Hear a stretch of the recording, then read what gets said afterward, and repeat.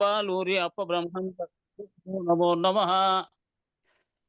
పరశురామ సీతారామ భాగవత కృష్ణ యోగిన పీల్కాన లక్ష్మణార్య సద్గురుభ్యో నమో నమః. బృహద్వాసిష్ట సిద్ధాంతం పూర్ణబోధోపదేశిక వెంకటేశ్వర యోగేంద్రం సద్గురుభ్యో నమో నమః. ఆత్మానాత్మమతీతమనిశం కేవలాత్మోపదేశిక వేముల రామయార్య యోగేంద్రం సద్గురుభ్యో నమో నమః.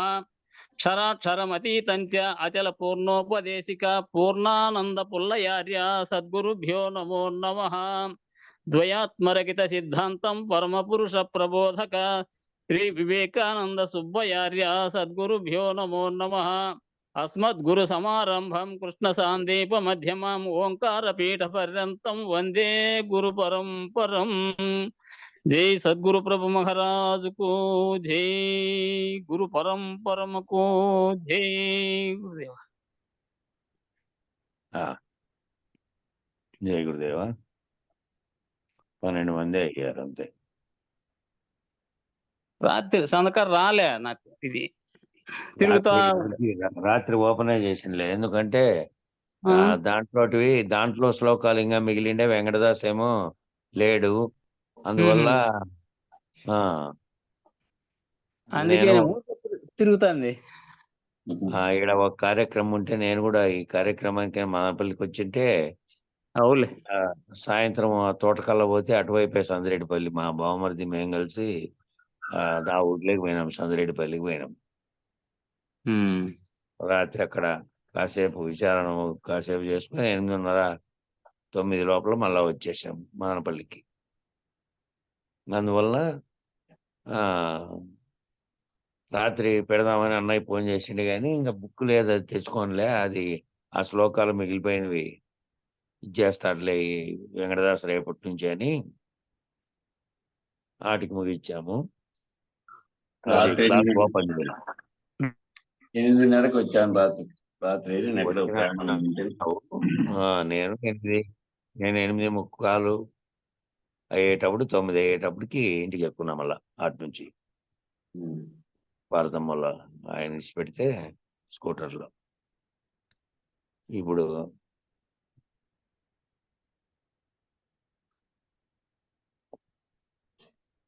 తక్కువ మంది, 5:02 అయింది కానీ మరి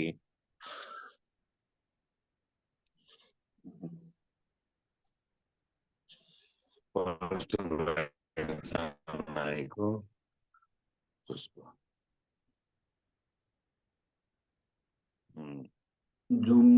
జూమ్ మీటింగ్ లేక దాటుకోవడం వల్ల కొంతమంది తగ్గిపోయి, తర్వాత ఇప్పుడు రికార్డింగ్ చేయడం వల్ల మరి అది మా పగులు ఎడైనా వింటాం కదా అన్నట్టయినా.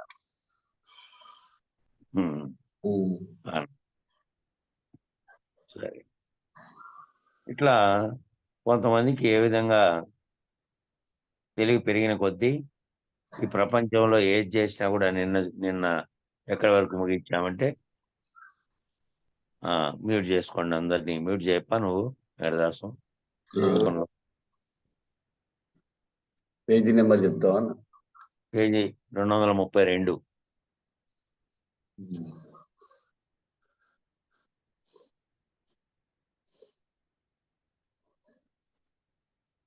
అట్లా ఏం జరిగింది అంటే ప్రపంచంలో ఏం చేసినా కానీ అన్ని అనిత్య వస్తువులే కాబట్టి ఈ అనిత్య వస్తువు ద్వారా ఎంత ఆనందం కలిగినా కూడా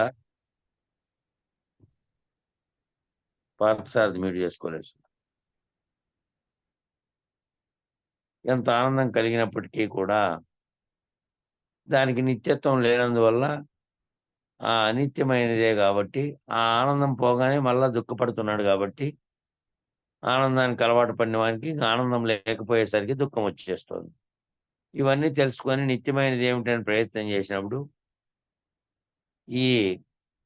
వాళ్ళు తపస్సు చేసినప్పుడు ఈ బ్రహ్మజ్ఞానం అప్పుడు శుద్ధ చైతన్యం అనేది ఉందని, ఆ శుద్ధ చైతన్యం మీద ముద్రించబడినటువంటి సంస్కారాలన్నీ తుడిచేయాలని, ఇవన్నీ ఉపాధిగతమైనటువంటి వచ్చినాయని, ఇవన్నీ తుడిచేస్తే దానికోసం ఏం చేయాలి, సాధన చేయాలని, ఆత్మాత్మ వివేకాన్ని తెలుసుకోవాలని, ఇవన్నీ ఈ పేర అయిపోయింది. ఈ విధంగా సంస్కారాలను తుడిచేసుకుంటే ఆ సంస్కారాలను ఉపాధిగతమైన సంస్కారాలను తుడిచేసుకొని వైరాగ్యాన్ని పెంపొందించుకుంటే అనిత్య వస్తువుల మీద భోగలాలస అనేది లేదు. నిత్య వస్తువులు కొన్ని ఉన్నాయి. ఆ నిత్య వస్తువులు దీర్ఘకాలిక ఆనందానికి ప్రయత్నం చేస్తాయి. ఆ దీర్ఘకాలిక ఆనందానికి ప్రయత్నం చేస్తూ తాత్కాలిక ఆనందాన్ని అవసరమైతే త్యాగం చేసుకుంటూ పోతున్నారు. తనకు తెలియకుండానే కొంత త్యాగం చేయడము, ఓర్చుకోవడం వంటి సాధన తనలో జరిగింది. సాధనా సంపత్తిలో జరిగినటువంటి క్రమ వికాసంలో జరిగినదది. సాధనా సంపత్తి పరుడయ్యే కొద్దీ కొన్ని తనంతకు తానే త్యాగం చేసుకోవడం, వైరాగ్యాన్ని పెంపొందించుకోవడం, అనిత్య వస్తువుల మీద భ్రాంతిని లేకుండా ఏదైతే నిత్య వస్తువు ఉందో అదే దీర్ఘకాలిక ఆనందానికి కారణమవుతుందని అట్లా పయనించినాడు. అలా తెలుసుకొని ముందుకు వెళ్ళిన వాళ్ళు, అట్లా తెలుసుకొని ఎవరైతే ముందుకెళ్లారో వాళ్ళు మార్గదర్శకంగా గురువులయ్యారు. అట్లా తెలుసుకొని ఎవరైతే తెలుసుకున్నారో, తెలుసుకొని ముందుకు ఎవరైతే వెళ్ళారో ఆ మార్గంలో అనిత్యమైనటువంటి వస్తువులు, అనిత్యమైనటువంటి ఉపాధిగతమైనటువంటి సంస్కారాలుగా అనేక జన్మల్లో వచ్చిన వాటిని ఎవరైతే వదిలిపెట్టారో, ఎవరైతే శాశ్వతానందం అనేది ఉందని చెప్పి, ఆ శుద్ధ చైతన్యం ఉందని చెప్పి, దాని మీద ముద్రించబడినటువంటి జీవుడుగా తన జన్మ సంస్కారాల్లో తన అనుభవాలుగా వచ్చినవే అన్నీ ముద్రించబడినాయని, ఆ ముద్రలు చెరిపేసుకుంటే తాను కూడా ఆ స్థితిలో బ్రహ్మగా మిగిలిపోతాడని, ఆ స్థితిని పొందడానికైనా సాధన చేసి, ఈ అనిత్యమైనటువంటి తాత్కాలిక ఆనందాలను వదిలేసుకొని, ఎవరైతే అట్లా ముందుకెళ్లారో, ఆ ముందుకెళ్ళిన వాళ్ళు మార్గదర్శకులుగా, గురువులుగా తయారయ్యారు. మళ్ళీ వాళ్ళు బోధించడానికి వాళ్ళని ఆశ్రయించిన వారు ఈ పరంపరలో ఎవరైతే వైరాగ్య భావనతో ఈ మార్గంలోకొచ్చారో, కనీసం ఆ మార్గంలోకొచ్చినోళ్ళకైనా తెలియజెప్పాల్సిన బాధ్యత ఉంది గాబట్టి, వాళ్ళు మార్గదర్శకులుగాను, గురువులుగాను తయారయ్యారు. అనుభవజ్ఞులయ్యారు. వాళ్ళని అనుభవజ్ఞులు అన్నారు. ఎందుకంటే కేవలం బోధ చదివినటువంటి పుస్తకం ద్వారా, లేదంటే గురువు ద్వారా విని అజ్ఞానం తొలగిపోగా జ్ఞానం వచ్చింది. భ్రాంతులు వీడిన తర్వాత తాను తనకొచ్చినటువంటి జ్ఞానంతో మళ్ళీ దాన్ని అనుభవ రీతిలో తాను తన సొంతంగా తన అనుభవ రీతిలో భావించినప్పుడే కదా! భావనలో అది నిజమయ్యేది. ఆ తెలుసుకున్న జ్ఞానం. అనుభవజ్ఞులయ్యారు. అనుభవంలో తమ సొంత అనుభవంలో అనుభవజ్ఞులయ్యారు. పెద్దలయ్యారు. వాళ్ళే పెద్దలు అంటే. వాళ్ళు చెప్పగా మళ్ళీ మనం మొదలుపెట్టాం. వాళ్ళు చెప్పంగా మళ్ళీ మనము మొదలుపెట్టాం. ఇప్పుడు చెప్పిన కథంతా కూడా మానవ పునర్జన్మలలో జరుగుతోంది. ఇప్పుడు చెప్పిందంతా ఇంతకుముందు నిన్న మొన్న కాటి నుంచి వచ్చిందంతా అనేక జన్మల్లో వచ్చినటువంటి సంస్కారాలు, అనేక జన్మల్లో వచ్చినటువంటి కర్మల ఫలితాల వల్ల మళ్ళీ పునర్జన్మ అనేది జరుగుతోంది పునర్జన్మలలో. వాటిల్లో ఏమవుతోందంటే ఏ చేమో దోమ కాటు నుంచి మొదలుపెట్టినటువంటి స్థితిలో నుంచి అనేక లక్షలాది జన్మల్లో ఆయా జంతువుకు ఉండాల్సిన ఆ సంస్కారాలు వదులుకొని కొంచెం ఉన్నతమైనటువంటి అట్లా సంస్కారాలు పోగొట్టుకుంటూ మళ్ళీ మానవ జన్మ అనే సంస్కారం కాటికొచ్చిన తర్వాత అంతకుముందు ఇవన్నీ పోయినాయి. జంతు సంస్కారాల్లోటి కొన్ని మిగిలి ఉన్నాయి. కొన్ని మానవుని వచ్చినాయి. మానవుడు బుద్ధి విశ్లేషణతో మళ్ళీ వాటిని అధిగమించడానికి ప్రయత్నం చేస్తూ ఉన్నాడు. అట్లా ఆ పెద్దలు చెప్పినటువంటి విని ఈ జన్మలన్నీ పునర్జన్మల్లో అనేక జన్మల్లో పొందినటువంటివి కొన్ని ఉంటున్నాయి. కొన్ని సంస్కారాలుగా కొన్ని పోతున్నాయి. అయితే ఈ పునర్జన్మలు అయిపోయిన తర్వాత నిజమైన సాధనలో పునర్జన్మలన్నీ అయిపోతూ వచ్చాయి. మానవ జన్మ వచ్చిందింకా.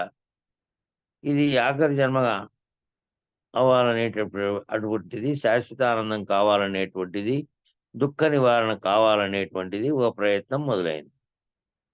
ప్రయత్నం మొదలైంది అంటే మనకంటే పూర్వులైన అనుభవజ్ఞులైన పెద్దలు యోచించి ఈ అనేక జన్మలలో తిరుగుతోందిది. ఈ అనేక జన్మలలో తిరుగుతున్న దానికి అనేకమైనటువంటి సుఖదుఖాలన్నీ కలుగుతున్నాయి. అనేక జన్మల్లో అనేక సంస్కారాలు తాను జీవుడుగా భావించబడడం వల్ల ప్రపంచంతో తాదాత్మ్యం చెంది అది తాత్కాలిక సుఖాల వైపు పరుగులు తీసి దానివల్ల వచ్చినటువంటి ఆనందానుభూతులు వాసనలుగా మిగిలి తదుపరి జన్మల్లో అవి మళ్ళీ జన్మకు కారణమయ్యేదే గాక మళ్ళీ జన్మలో వాటి ఫలితాలు కూడా కొన్ని వస్తున్నాయి. ఇటువంటి దాని నుంచి ఇది వద్దు, ఇటువంటిది అవసరం లేదు, ఈ నిజమైనటువంటి సాధన చేసి ఇది ఆఖరి జన్మ కావాలి, అనేక జన్మల్లో ఇదే రకమైనటువంటివి పొందినప్పటికీ మళ్ళీ జన్మ అనేది ఉంది. జన్మ ఉంటే మళ్ళీ ఈ ప్రపంచం, ఈ దుఃఖం, బాధలు సర్వము ద్వంద్వములు ఉన్నాయి. ఇట్లా కాకుండా ఈ తాత్కాలిక ఆనంద పద్ధతిలో కాకుండా శాశ్వత ఆనందం కావాలనేటువంటిది, దుఃఖ నివారణ అనేది కావాలనేటువంటిది ఒక ప్రయత్నం మొదలైంది. ఆ ప్రయత్నం మొదలైతే దానికి శాస్త్రాలు మార్గదర్శకంగా ఉన్నాయి. ఆ వేదాలు శాస్త్రాలుగా ఉన్నవి, మార్గదర్శకాలుగా ఉన్నాయి. పడతది. మార్గదర్శకంగా ఉన్నాయి. గురువు యొక్క బోధతో, శిష్యుని యొక్క సాధనతో శుద్ధ చైతన్య అనుభవానికి ప్రయత్నం జరుగుతోంది. ఈ శాస్త్రాలు ఏవైతే మార్గదర్శకంగా వచ్చాయో, శాస్త్రాలు, వేదాలు, వాటిలో వచ్చినటువంటి విషయాలతో, ఆ విషయాలను మళ్ళీ గురువు యొక్క బోధతో, ఆ గురువు తాను అనుభవజ్ఞుడిగా ఉండి చెప్తున్నాడు కాబట్టి గురువు యొక్క బోధతో, శిష్యుని యొక్క సాధనతో, గురువు కేవలం గురువు బోధే కాకుండా ఈ శిష్యుడు మళ్ళీ సాధన చేయాలి. ఆ చెప్పిన దాన్ని సాధన చేస్తే ఆ శిష్యుని యొక్క సాధనతో శుద్ధ చైతన్యానుభవానికి ప్రయత్నం జరుగుతున్నది. శుద్ధ చైతన్యానుభవం అనే దానికి ప్రయత్నం జరుగుతున్నది. ఏమిటదంటే అంతా బ్రహ్మ, ఉన్నది ఒక్కటే, ఆ ఒక్కటే బ్రహ్మ. ఆ బ్రహ్మము అనే తత్వం తెలుసుకోవడానికి ముందు ఈ సాధనా సంపత్తిలో అనిత్య వస్తువులేవి, ఏవి కేవలం భ్రాంతి చేత నేను ఉన్నాయని భావిస్తున్నాను, నిజానికి ఇవన్నీ మాయ చేత తోచబడుచున్నవే, కలలో వచ్చినటువంటి అన్ని ప్రపంచం ఎలాగో అలాగే ఇటువంటిది. కాబట్టి ఈ ఈ సంస్కారాలు ముద్రింపబడక ముందు ఏదైతే ఉందో శుద్ధ చైతన్యం అనేది మలిన చైతన్యంగా మారిన తర్వాత ఈ సంస్కారాలు అనేక జన్మల్లో వచ్చినటువంటి అనుభవాలు, వాటి నుంచి వచ్చినటువంటి ఉపాధిగతమైనటువంటి అనుభవాలు, వాసనలన్నీ ముద్రించబడినాయి. ఆ ముద్రించబడినవి తొలగిపోతే శుద్ధ చైతన్య స్థితిలోకి నువ్వు వెళ్తావు. అంటే బ్రహ్మం సగుణ బ్రహ్మగా మారిన తర్వాత మాయ చేత ఏదైతే ప్రపంచాన్ని, అందులోనివన్నీ సర్వమును సృష్టించిందో, లేనిది కల్పించిందో, ఆ కల్పించబడకముందు మలినము లేనటువంటి శుద్ధ చైతన్య స్థితికి నువ్వు వెళ్ళడానికి ఈ ప్రయత్నం, ఈ సాధన అనేది మొదలైంది.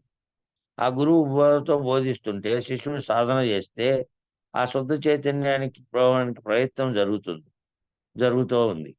జరిగినప్పుడు ఏమవుతుంది? ఆఖరుగా ఈ సాంకేతారక మనస్క విషయాలన్నీ తనను గురించి తెలిసినవి, ప్రపంచాన్ని గురించి తెలుసుకున్న తర్వాత ఆఖరుగా ఏంటి అంటే ఇదంతా కేవలం మాయ చేత కల్పించబడింది కాబట్టి ఉన్నది ఉన్నట్టుగా ఒకటి ఉంది.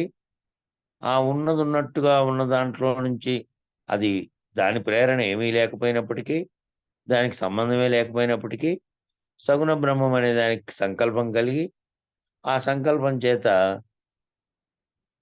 సృష్టి కామన మొదలైన తర్వాత మాయే ఆశ్రయించి దాన్ని స్థావరంగా చేసుకొని మాయే అన్నిటినీ కల్పించి బ్రహ్మయందు ఆరోపించింది. బ్రహ్మ సృష్టించాడన్నట్టు తాను కల్పించి, ఆ బ్రహ్మ యొక్క సంకల్పం ఆధారంగా తాను కల్పించింది.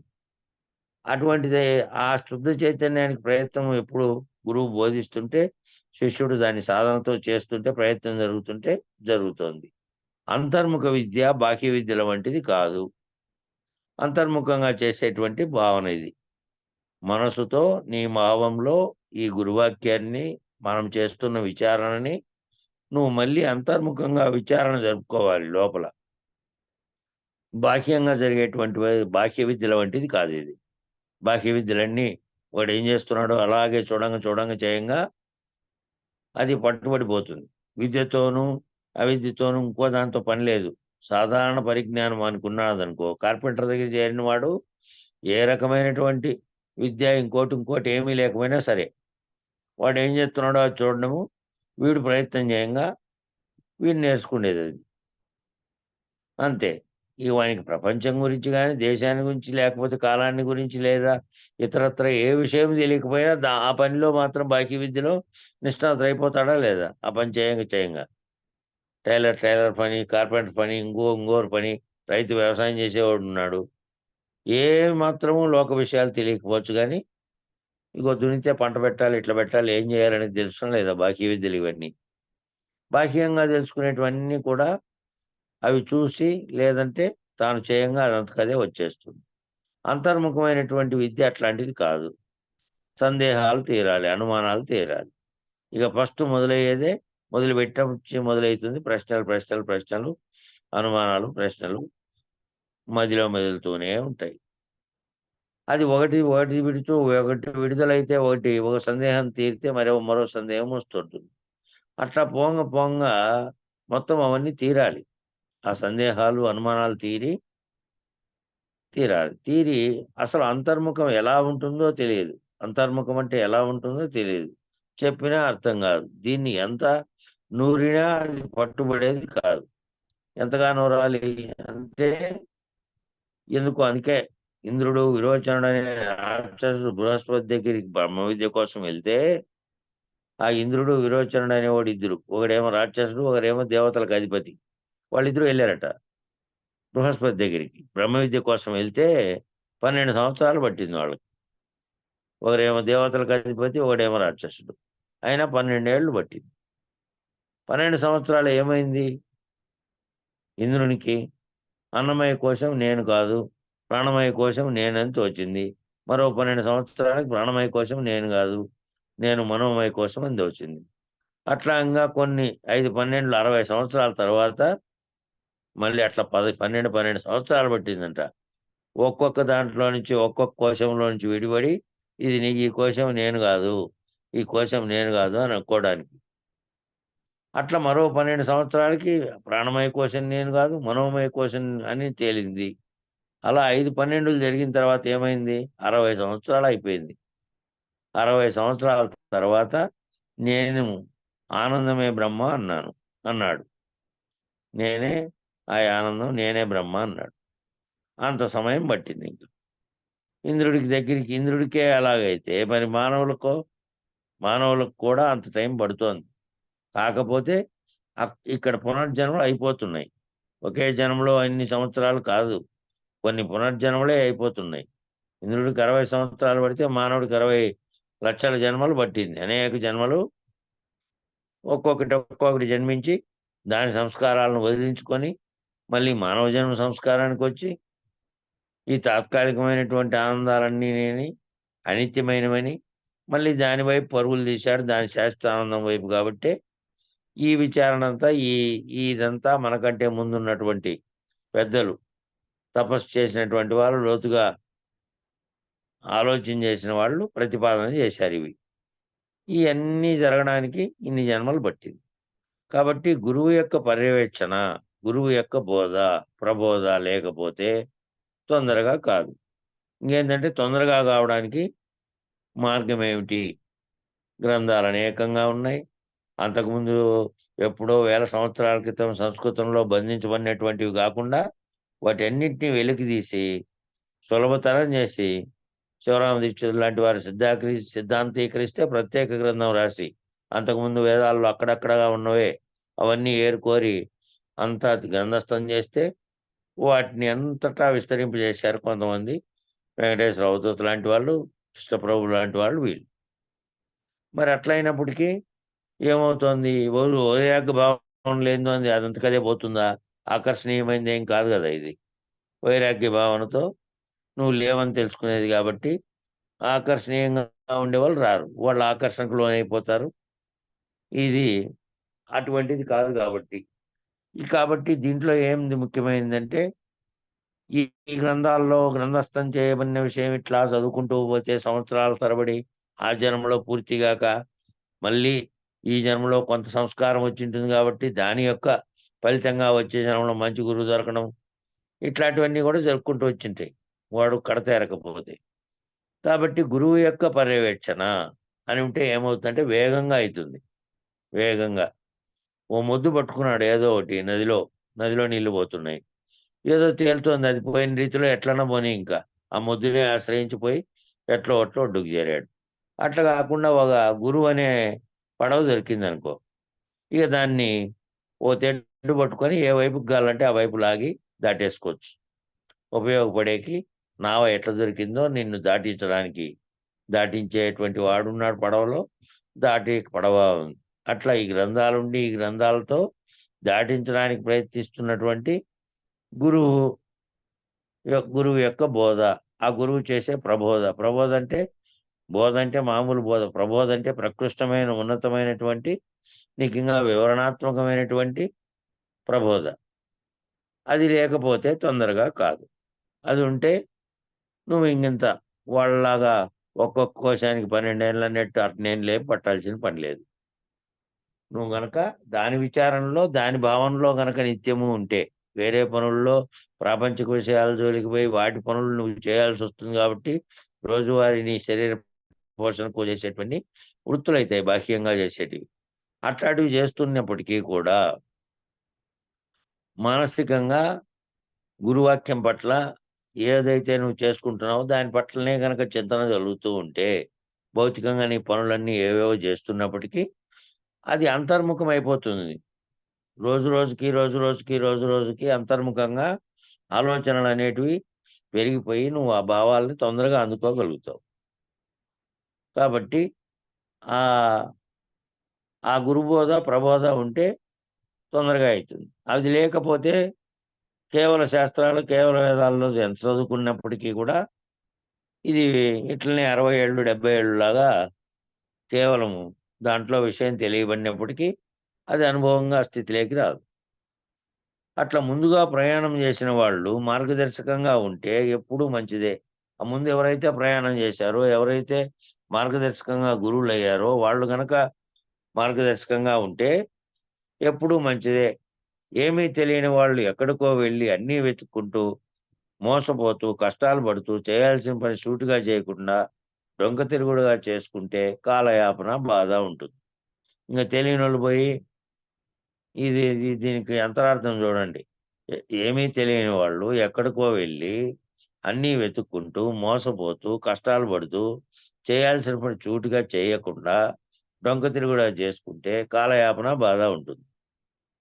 కాబట్టి ముందే తీర్థయాత్రలకి కాశీ, రామేశ్వరం, బద్రీనాథ్ ఎవరైనా వెళ్లారనుకోండి. ఓసారి వెళ్ళొచ్చిన వాళ్ళని మనం గైడ్‌గా పెట్టుకుంటే ఎట్లా ఎళ్ళాలి? ఏమిటి? అని మనకు తేలికైపోతుంది. ఎక్కడ దిగాలి? ఎక్కడ భోంచేయాలి? ఎక్కడెళ్ళాలి? ఏ విధమైన సౌకర్యాలున్నాయి? అట్లా ఎట్లా చెప్పారో అవన్నీ. అట్లా మనకంటే ముందు ఈ బోధలో వాళ్ళు కష్టాలు పడి, వాళ్ళన్నీ తెలుసుకొని, ఈ విధంగా మనకు మార్గదర్శకులుగా కావడానికి ఎన్నో ఏళ్ళు పట్టింది వాళ్ళకి కూడా. వాళ్ళేమంత సులభంగా వచ్చారని మన గురువులుగా ఉన్నవాళ్ళు, మనకు బోధించిన వాళ్ళు, వాళ్ళకంటే వాళ్ళకు ముందు బోధించిన వాళ్ళు గూడా అంత సునాయాసంగా ఏమీ కాలే. కష్టపడి వాళ్ళు నిరంతరం దాని మీదనే ఉండి, తక్కువ వయసులో నుంచి మొదలుపెట్టి వాళ్ళు ఆ స్థితికి చేరుకున్నారు. అయితే అట్లా తెలియకపోతే ఏమవుతుంది? కష్టాలు పడాల్సొస్తుంది. దీని గురించి తెలియకుండా తెలియని దారిలో పోతే ఏ విధంగా ఓ చోటికి గమ్యం పెట్టుకుంటే ఇంకో చోటికి పోతుందో, దీంట్లో కూడా మళ్ళీ అనేకమైనటువంటి మంత్రతంత్రాలు చేసేవాళ్ళు, కాషాయ వస్త్రం ధరించి నీకు ఆ మేలు జరుగుతుంది, ఈ మేలు జరుగుతుందనేవాళ్ళు, దానివల్ల భ్రమలో పడేసేవాళ్ళు, నీ భ్రమలు తొలగించకపోగా నువ్వు ఇంగా మళ్ళీ దాంట్లో కూరుకుపోయేటట్టు చేసేవాళ్ళు, లేదా అర్ధాపర్తం జ్ఞానంతో చేసేవాళ్ళు, ఇట్లా రకరకాలుగా ఉండేటువంటి వాళ్ళుంటారు. కానీ కొంతమందికి అర్థమైపోయిన వాళ్ళుంటారు. అర్థమైపోయి అంటే వాళ్ళకి ఆలోచన అది అట్లా మొదలైతది. వాళ్ళ ప్రశ్నల్లో నుంచి ఇప్పుడు మేము మన వీటికి పోయినప్పుడు ఏది ఒంగోలు జిల్లాలో సంజీవన్నయ్య మేము వెళ్ళాం గదా! అప్పుడు శాంతానంద స్వామి వారి కార్యక్రమానికెళ్ళాం. ఆయన చుట్టుపక్కల ఆ మండలానికి చుట్టుపక్కల ఉండేవాళ్ళు అనేక పొదిలి. మందిని పొదిలి. పొదిలి పొదిలి. అక్కడెళ్ళాం గదా! శాంతానంద స్వామి ఆ చుట్టుపక్కల గురువులుగా ఉన్నటువంటి వాళ్ళందరినీ పిలిచాడు. ఈ బోధ, ఆ బోధతో నిమిత్తం లేకుండా. వాళ్ళందరినీ కూడా సన్మానించాడు. కార్యక్రమం బాగా 3 రోజుల పాటు ఘనంగా జరిగింది. ఒక అమ్మగారు, గుంటూరు జిల్లా అమ్మగారున్నారు. పెద్దామె ఆమె. ఒక 75 ఏళ్ళు అట్లుండే ఆమె. కూర్చున్నప్పుడు ఈ కార్యక్రమం మొదటి రోజు కార్యక్రమం అయిపోయి మరుసటి రోజు అయిపోయిన తర్వాత వాళ్ళ కోడలు కూడా వాళ్ళ బంధువులు వాళ్ళు కూడా వచ్చారు కార్యక్రమానికి. ఆమె కూడా గురుబోధలో ఉంది నాయన అని పరిచయం చేస్తే వాళ్ళు తోమాటోళ్ళు వాళ్ళు పలానా ఊరికి ఇచ్చామంటే ఓహో ఈ సంజీవయ్య అన్నయ్య కూడా ఇట్లా ఇచ్చాడు తోమాటోళ్ళ ఇంటికేనంట అని చెప్పాము. అది అయిపోయించి ఆ రోజు సాయంత్రం మళ్ళా చర్చలో ఏమైందంటే ఆ అమ్మగారు అంతా బ్రహ్మమే అన్నప్పుడు బ్రహ్మమే అంతా బ్రహ్మమయం ఉన్నదే బ్రహ్మము అది తప్ప ఇతరం లేదు అన్నప్పుడు మళ్ళీ మాకు మీకు మరి ఏం తేడా వచ్చింది ఆయన మేము కూడా అదే కదా చెప్పేది. ఈ ఈ కొంచెం ఏందో నాకు అర్థం మరి చెప్పండి నాయన కొంచెం అని చెప్పి మేము కూర్చోంటే వచ్చి ఆ అమ్మ అడిగింది.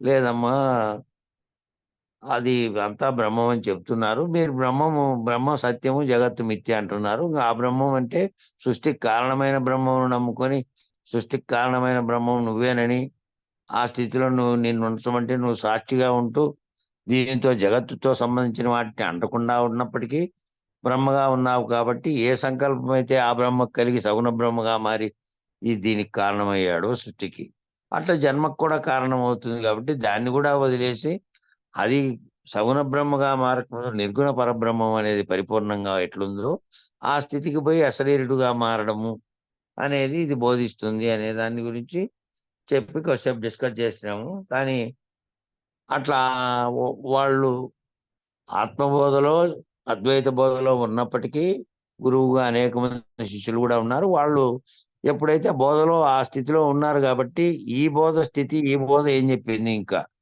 తదుపరి ఏమిటి అనే ప్రశ్న తేడా ఎందుకు దీనికి ఈ పేరు దానికి ఆ పేరు అది కూడా ద్వైతము కానిది ఒక్కటే ఉన్నది అద్వైతము అని అనింది.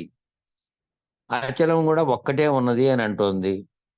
అచలము అని పేరుంది దీనికి అని చెప్పారు. కాబట్టి దాంట్లో చెప్పినటువంటిది అది చెల్లించింది. ఆ చెల్లించడం వల్ల ఏర్పడినటువంటి సృష్టిలో ఉంది. అది చెల్లించడానికి కారణమైంది. ఇది చెల్లించనిది దీంట్లో నుంచి ఏది రావడానికి కారణమైంది కాదు ఇది అనేది జరిగింది. జరిగితే బోధలో అంతవరకు ఉన్నారు కాబట్టి కనీసం అటు వరకు ఉన్నారు. అట్లా కూడా లేకుండా కేవలం ఊరికే కొంతమంది ఈ ఏ బోధలో ఉన్నా కూడా ఆ బోధలో కూడా ఉన్నత స్థాయికి చేరుకోగలిగిండే వాళ్ళైతే అద్వైతంలో ఉన్నోళ్ళైనా సరే ఉన్నత స్థాయికి చేరుకోగలిగి ఆ ప్రశ్న మొదలైంది. ఆ ప్రశ్న మొదలు కాలేదు అనుకో నల్జర్లపల్లి అయ్యవారు ఉన్నాడు. అద్వైతంలో ఆ స్థితికి పోయినాడు కదా నెక్స్ట్ దాటుకునే సులభమని మన దగ్గరికి వస్తే మనం చెప్పాము. ఇక ఈ ఆ అమ్మగారికి వచ్చినటువంటి సందేహాలు లాంటివైనా కనీసం వ్యక్తం చేయలే. ఎట్లా దీనికి దానికి తేడా అంటే మనం చెప్పగలుగు మనము కాకుండా మనకే చెప్పే ప్రయత్నం చేస్తాడు ఎప్పుడు గెలిచినా. దాంతో ఏమవుతుందంటే అద్వైతంలోనైనా కూడా దాని యొక్క పరాకాష్ఠ స్థితి ఏముంది ఏం చెప్పారు అద్వైత గురువులు దాంట్లోనైనా కనీసం స్థిరీకరింపబడితే అక్కడి నుంచి దాటుకునే సులభమవుతుంది అనుకుంటే దాంట్లో మళ్ళీ నిష్ణాతులు కాకుండా దాంట్లో 1-2 తరగతుల్లో ఉండి దాంట్లో మళ్ళా కింది స్థాయిలోనే ఉంటే దాంట్లో పై స్థాయి వచ్చినప్పుడు కదా నేను బ్రహ్మనని స్థిరీకరింపబడినప్పుడు మళ్ళీ కిందగా తోచబడేటువంటివన్నీ ఇక రాకూడదు అవి ఈ మిగతాటివన్నీ నేను బ్రహ్మనని స్థిరీకరింపబడిన వానికి శాస్త్రవాసనలు కూడా తగ్గిపోవాలి. శాస్త్రవాసనల్లో వచ్చినటువంటి అంశాలు దాంట్లో వచ్చినటువంటి వాసనాపరమైనవన్నీ తగ్గిపోవాలి. మళ్ళీ అవి పట్టుకొని దాంట్లోనే కూర్చొని ఉంటే దాని యొక్క ఉన్నత స్థితి అయినా వస్తే అప్పుడు ఏమిటో తేడా దానికి దీనికి అనేది సులభంగా అచల గురువుగా ఉన్నవారు చెప్పి దాటించగలుగుతారు. అట్లా దీంట్లో ఇప్పుడు ఏం చెప్తున్నాడంటే ఎక్కడికో వెళ్ళి ఏమీ తెలియకుండా కాలయాపన జరిగిందనుకో ఈ కాలయాపనలో ఏమవుతుంది మళ్ళీ ఓహో నేను వచ్చిన మార్గం తప్పో నేను మళ్ళీ ఈ మార్గం పోవాలి ఇది మార్గం సరైనది కాదని మళ్ళీ మార్గాలు మార్చుకోవడానికి చాలా ఏళ్ళు పడుతుంది. నేను భ్రాంతి మార్గం వచ్చినాను మళ్ళీ మంచి మార్గంలో భ్రాంతులు విడదీసుకునే మార్గం పోవాలంటే మళ్ళీ ఎవరో మన పెద్దలను అడిగి ఎక్కడ వాళ్ళు ఏం చెప్తారు ఎట్లా కొన్నాళ్ళకే అర్థమైపోతుంది కాబట్టి ఇవన్నీ తెలుసుకునే పోవాలి. కాబట్టి ఈ బ్రహ్మ విద్యా బోధ అనేది ప్రబోధలో కూడా ఈ బ్రహ్మ విద్యా బోధ అనే దాంట్లో కూడా జరుగుతుంది. మొదట స్థూల ప్రపంచంలో మొదట ఏం తెలుసుకుంటున్నావు? స్థూల ప్రపంచంలో నామరూపాలుగా ఉన్నటువంటి వస్తువులు, ఆ వస్తువులకు సంబంధించి స్థూల సంస్కారాలు ఏర్పడ్డవన్నీ కూడా తొలగించుకున్నాం. ఈ నామరూపాలుగా ఏర్పడిన వస్తువులు, వాటికి సంబంధించినటువంటి స్థూల సంస్కారాలుగా ఏర్పడినవన్నీ కూడా తొలగించుకున్నాం. ఎప్పుడైతే స్థూలం నుంచి మనం బయటపడ్డామో, మనం సూక్ష్మంలోకి ప్రవేశించాం. ఎప్పుడైతే స్థూల సంస్కారాలు ఏర్పడినవన్నీ నామరూపాలైనటువంటి ప్రపంచంలో ఉన్నాం కాబట్టి, ఆ ప్రపంచంలో ఏర్పడినవి, దానికి సంబంధించినవన్నీ కూడా ఏర్పడినాయి కాబట్టి అవి తొలగించుకున్నాం. ఆ తర్వాత ఎక్కడి నుంచి స్థూలం నుంచి బయటపడ్డామో మనం సూక్ష్మంలోకి ప్రవేశించాం.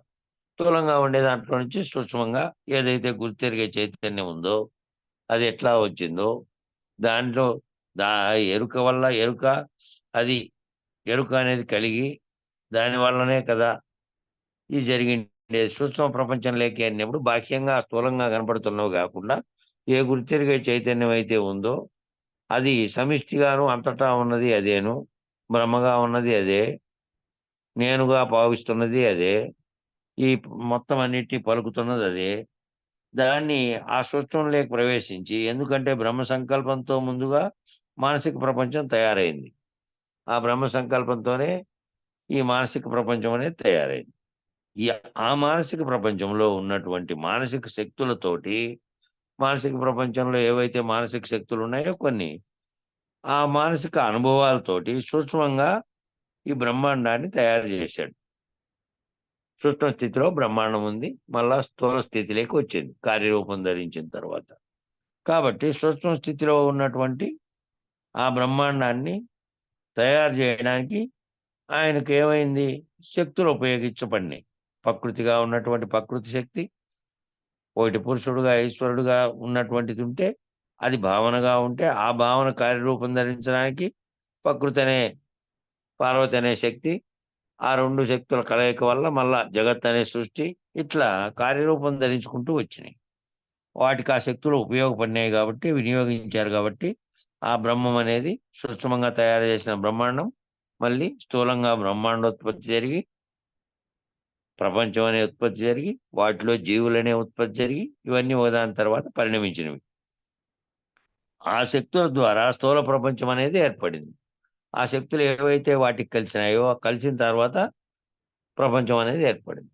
స్థూలంగా ఉన్నటువంటి భావనా రూపంలో సూక్ష్మ స్థితిలో ఉన్నటువంటి ఒక భావనకు, ఆ సూక్ష్మ స్థితి స్థూల రూపం ధరించడానికి కొన్ని శక్తులొచ్చి దాంతో కలిసిన తర్వాత, ఆయా శక్తిని బట్టి ఇవి సృష్టి స్థితి లయాలు, ఆకర్షణ, విస్తీర్ణం అనేటువంటివి ఏర్పడి, అన్నీ ఒకదాని తర్వాత ఒకటి ఏర్పడుకుంటూ వచ్చినాయనేది మనం సృష్టి క్రమంలో తెలుసుకున్నాం. ఆ సంకల్పంతో, ఆ ఊహతో, ఆ భావనతో తాదాత్మ్యం చెందిన బ్రహ్మంగా మారాడు. ఆ బ్రహ్మ కూడా ఆ సంకల్పంతో, ఆ ఊహతో, భావనతో తాదాత్మ్యం చెంది కొన్ని శక్తులతో కలిసిన తర్వాత బ్రహ్మంగా మారాడు. ఆ బ్రహ్మమే ఈశ్వరుడుగా మారాడు. ఆ బ్రహ్మమే ఈశ్వరుడుగాను మారాడు. ఆ బ్రహ్మమే అనేక జీవులుగాను మారాడు. ఆ బ్రహ్మమే ఆ బ్రహ్మంగా భావిస్తున్నదే, ఆ భావిస్తున్న దాంట్లో ఈ మాయ అనేది, మాయ శబళిత బ్రహ్మగా ఉండి, మాయ చేత ఈ అనేక జీవులుగా కూడా మారాడు. అనేక జీవులుగా మారడం, ఒక వ్యక్తి నిలబడితే అనేకమైనటువంటి ప్రతిబింబాలు కనపడడానికి కారణమైన ఓ అద్దాల గది ఉందనుకో, గదిలో అనేకంగా ఉన్నటువంటి అద్దాలన్నీ ఉన్నాయి. అవన్నీ ఒకేసారి కదులుతాయి. ఈ అసలైనటువంటి బింబం కలిగితే కదిలితే ఆ 1000 ఉన్నాయి ఓ రూమ్‌లో. 1000 అద్దాల్లో 1000 ప్రతిబింబాలు కనిపించినాయి ఒక వ్యక్తివే. ఆ 1000 ప్రతిబింబాలు కూడా అసలైన బింబం కదిలితే 1000 కదులుతాయి. ఆ 1000కి చైతన్యం ఏమీ లేదు.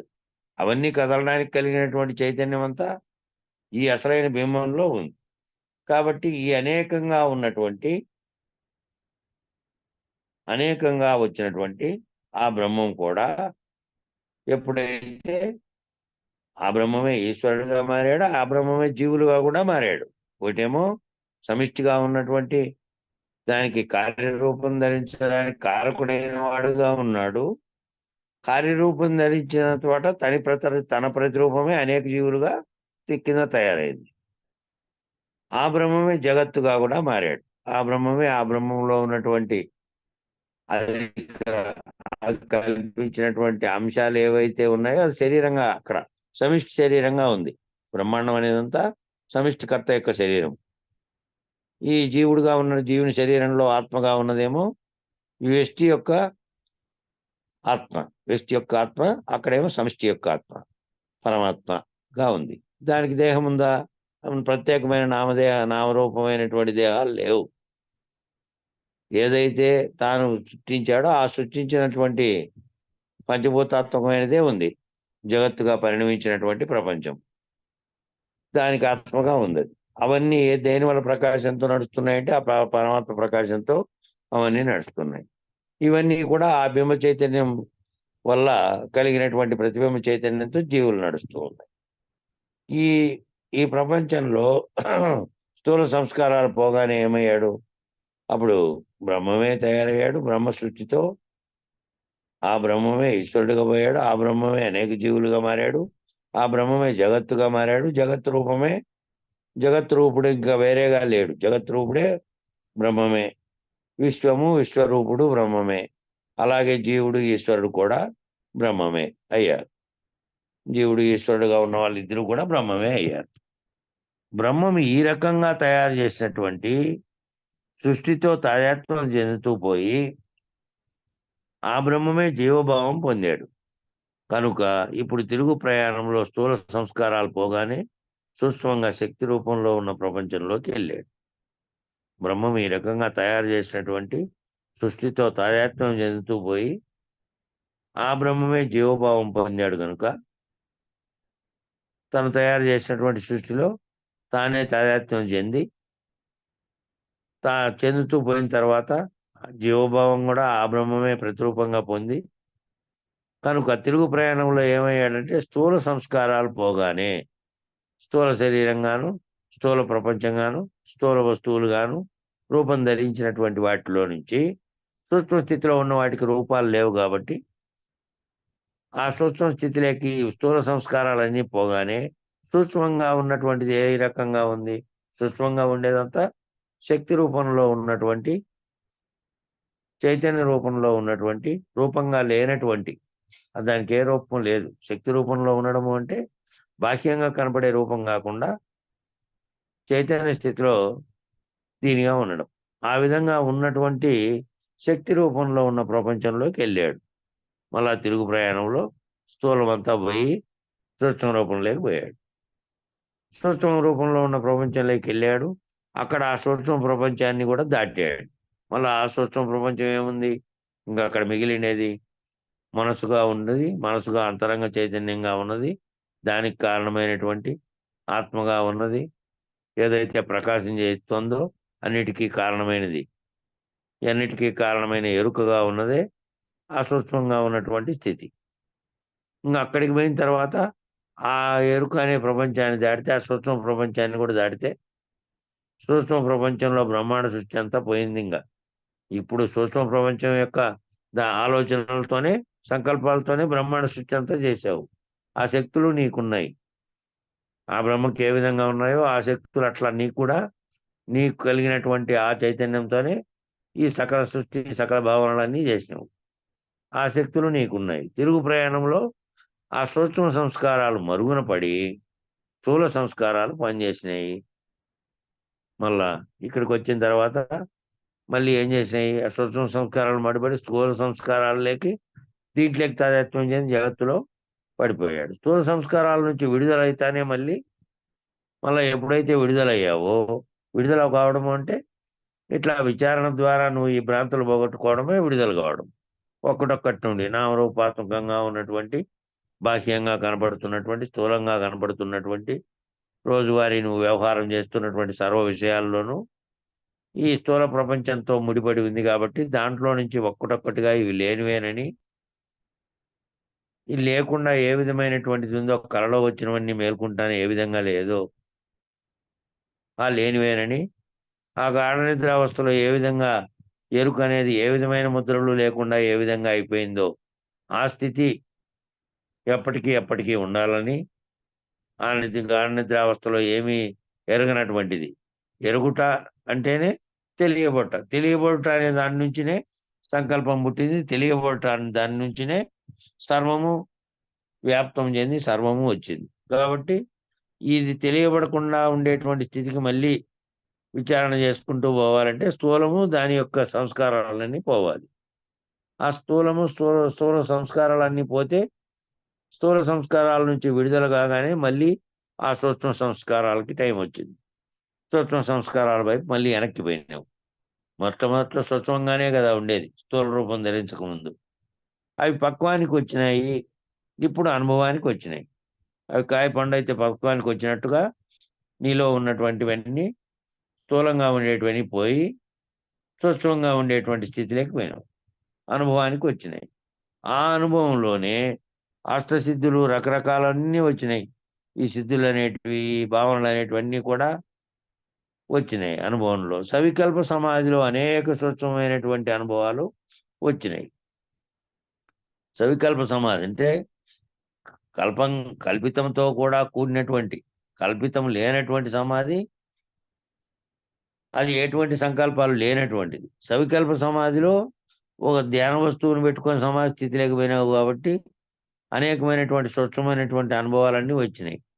సూక్ష్మ ప్రపంచం దాటిన తర్వాత మానసిక ప్రపంచంలోకి వెళ్ళావు. ఆ సూక్ష్మ ప్రపంచం కూడా దాటించి మానసిక ప్రపంచంలోకి, మానసిక ప్రపంచంలో ఉన్నటువంటి చైతన్యమే ఆ బ్రహ్మ మనసు. ఆ బ్రహ్మ మనసు బ్రహ్మ మానస పుత్రులు. బ్రహ్మ మనసు అంటే ఆ మానసిక ప్రపంచంలో ఉన్నటువంటి చైతన్యం ఏదైతే ఉందో ఆ చైతన్యమే ఆ బ్రహ్మ యొక్క మనసు. ఆ బ్రహ్మ మానస పుత్రులు అంటే బ్రహ్మ చైతన్యంతో తయారైన వాళ్ళు బ్రహ్మ మానస పుత్రులని సనక సనందనాథులు అన్నారు. వాళ్ళు ఎవరయ్యారంటే బ్రహ్మ యొక్క చైతన్యంతో తయారైన వాళ్ళు. సనక సనందనాథులు పుడుతూనే ఆ చైతన్య అనుభవంలో ఆ బ్రహ్మనిష్టలో ఉన్నారు. వాళ్ళు పుడతానే బ్రహ్మ మానసిక శక్తితో ఉన్నటువంటి వాళ్ళు, మానసిక ప్రపంచంలో ఉన్న చైతన్యం ద్వారా కలిగినటువంటి వాళ్ళు. కాబట్టి ఇంకా ప్రపంచ వాసనలోకి కిందకి రాలేదు కాబట్టి కేవల చైతన్యంతోనే ఉన్నటువంటి అనుభవంలో అప్పటికే ఉన్నారు కాబట్టి ఆ బ్రహ్మనిష్టలోనే ఉన్నారు వాళ్ళు. పుట్టినప్పటికే ఆ బ్రహ్మనిష్టలో ఉన్నారు. ప్రపంచం అనే భావనతో తాదాత్మ్యం చెందలేదు.